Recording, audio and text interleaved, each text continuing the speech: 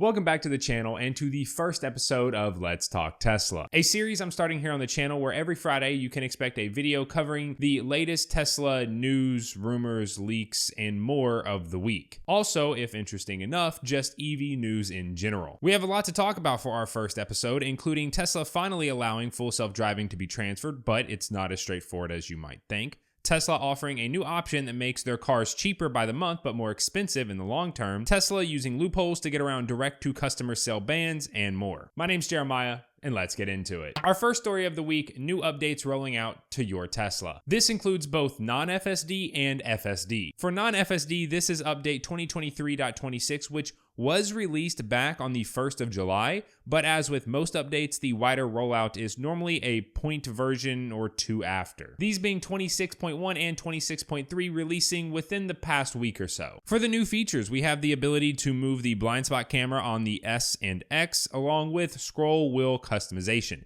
If these sound familiar, it's because, well, they've been features on the 3 and Y for quite some time, but now are on Tesla's flagship vehicles. Other updates include your navigation now showing if your destination is closing soon by the time you arrive, improvements to automatic navigation, which now, upon entering the vehicle, will show a pop-up on screen with your suggested destination, ETA, battery upon arrival, as well as a photo if it's available, a Spotify refresh, ability to connect game controllers over Bluetooth, warm display colors at night to help with blue light, headlights turning on automatically when windshield wipers are activated, a new game, the ability to view all 4 exterior cameras at once, and more. As for FSD, version 11.4.6 is now going public. Nothing too crazy in the release notes as they're the same as 0.4 and 0.5, which 0.5 never actually made it public. However, there is a mention on improvements to automatic emergency braking, stating automatic emergency braking for general obstacles as detected by their occupancy network.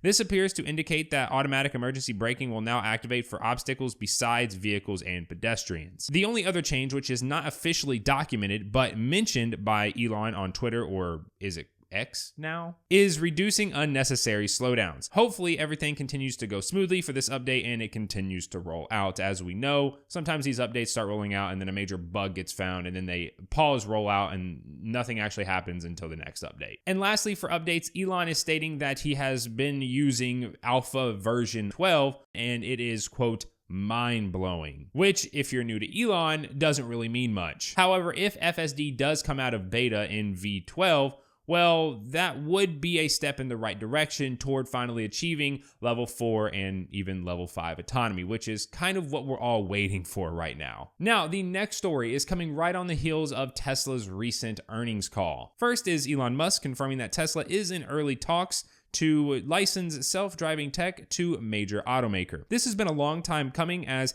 Elon said during Tesla's Q2 2022 earnings call that Tesla is open to licensing its self-driving tech to other automakers. And it looks like it's happening, as Elon has mentioned, in early talks with major OEM. This is not too surprising considering that Tesla's communication channel with other automakers is higher than ever thanks to the recent Supercharger partnerships. And while some might say that Tesla has a bad record with FSD, most manufacturers have no form of autonomous driving at all and will take something over nothing and being left behind. But let me know your thoughts down below. Would you be more inclined to move away from Tesla if FSD and the Supercharger network were readily available from other OEMs? Also on the conference call was the mention of full self-driving transferability, which on the surface seems great until you realize that A, you can only transfer during Q3, the quarter before the Model 3 Highland is rumored to release, and B, you have to buy a new Tesla. You can't transfer it to a Tesla you bought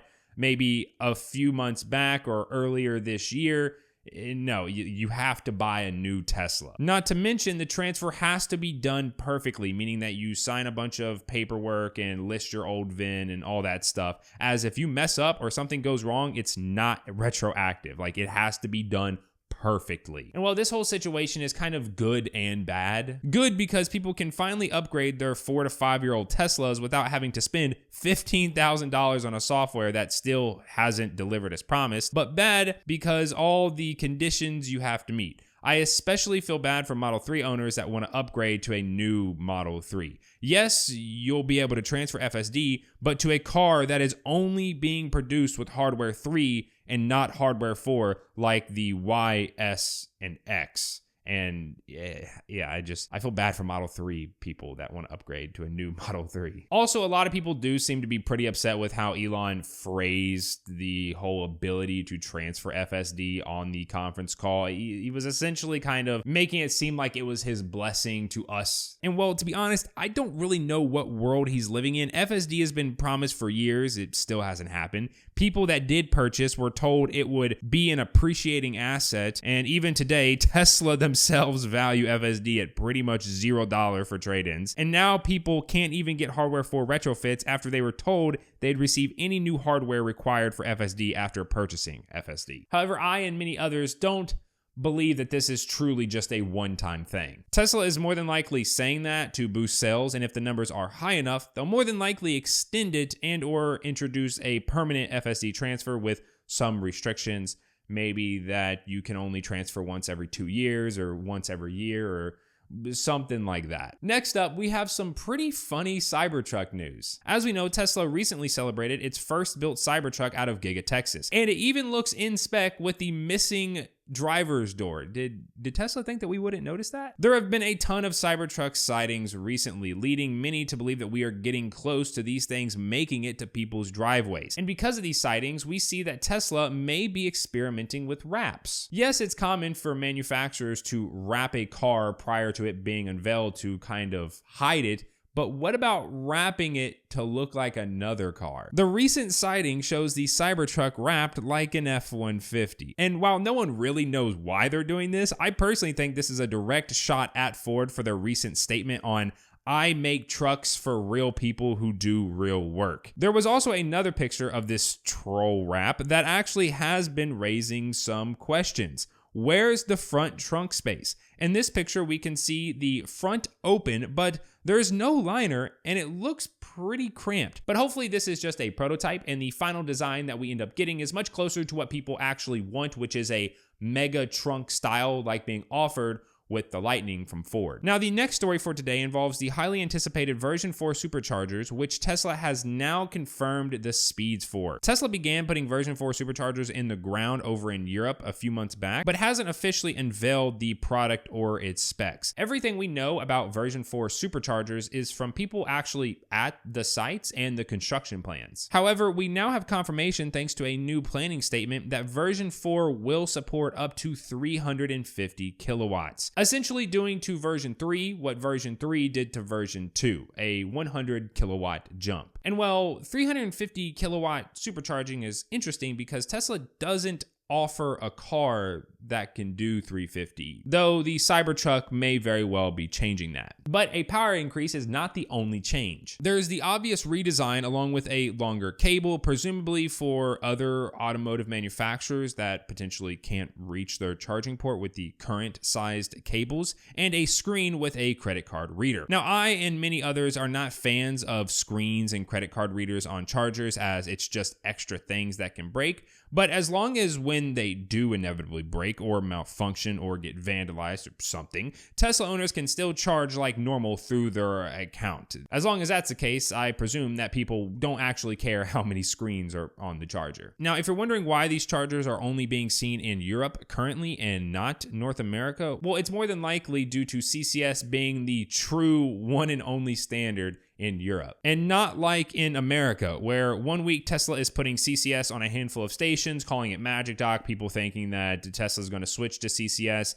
And then the next week, major manufacturers are agreeing to adopt the Tesla connector, and now that's the North American standard. Now, for our next story today, Tesla is offering new financing options to make their vehicles more affordable by the month. Previously, the longest term loan you could get from Tesla was 72 months, but with interest rates continuing to rise, Tesla has responded by allowing up to a staggering 84-month loan. This allows people to more easily budget in Teslas that previously couldn't. A $40,000 car loan at Tesla's offered 72 months, 5.9%, is $661 a month, whereas that same car loan with a higher 6.4 rate, but at 84 months, is $592 a month. And while there is the debate of can you actually afford the car if you need more than 48 to 60 months to pay, one thing is for sure, this change will help push more Teslas, especially with first-time car buyers where they'd much rather go through Tesla for financing and letting them handle everything on the back end with the bank rather than going to the bank directly themselves. Now, our next news piece today is Tesla using a loophole to operate in states that block the direct sale of vehicles. If you're unaware on how these states are blocking direct sales, well, it comes from old laws that were meant to protect car dealerships from the automakers supplying the vehicles. Let's say someone invested a ton of money to open a Toyota dealership, just for Toyota to then open one themselves right next door. And because they make the cars, they're able to offer better prices, cheaper repairs, and a much wider variety of inventory. It's just essentially unfair competition. Now, however, car dealerships are using these old laws to prevent automakers that never had deals with car dealerships like Tesla from selling their vehicles to the public. Tesla has been fighting those laws in many states with some success, but there are still a few states that are abusing these laws. Connecticut being one of those states that is giving Tesla major problems. Tesla opened a gallery in Connecticut where it had zero sales operations and was only there to educate the public. However, Connecticut's Automotive Retailers Association managed to have the gallery shut down through efforts of sending in secret shoppers to try and make Tesla staff talk about sales. Tesla has now decided to change its strategy due to an interesting outcome in New Mexico. Tesla found a way to get around the direct sale ban in 2021 by opening inside an old casino located on tribal land. Tesla then ran this strategy back in New York and plans to do the same in Connecticut. Mohegan Sun, a casino and entertainment destination, announced that it is partnering with Tesla and plan to open this fall. As someone that is from a state with no delivery centers, having to travel out of state to purchase a Tesla, and very strict dealership laws, this is excellent to hear. And I hope Tesla continues exploiting whatever loopholes they have to or doing anything that needs to be done until you can buy a Tesla in every state in all 50 states. I also just really hate dealerships, but then again, they're like the most untrusted profession. Now for our final news of the week. The Fremont factory updates for the Model 3 Highland that I discussed a few weeks ago seem to now be underway. The factory being shut down comes just a week after the earnings call and Elon Musk disclosing about the scheduled shutdown of various production facilities during Q3 for upgrades and refurbishments. We know that the factory has ceased operations thanks to drone footage which depicts an almost deserted logistics lot, sealed entrances, and a stark absence of haulers. However, just as fast as it stops, it resumes. Reports via Teslarati along with drone footage show that production is already restarting but at a slow rate. The logistics lot has already started filling up once again and haulers are now gaining access to the area. Additionally, there are forklifts and other vehicles transporting equipment between buildings, which is something the factory was void of just a few days ago when the first flyover took place.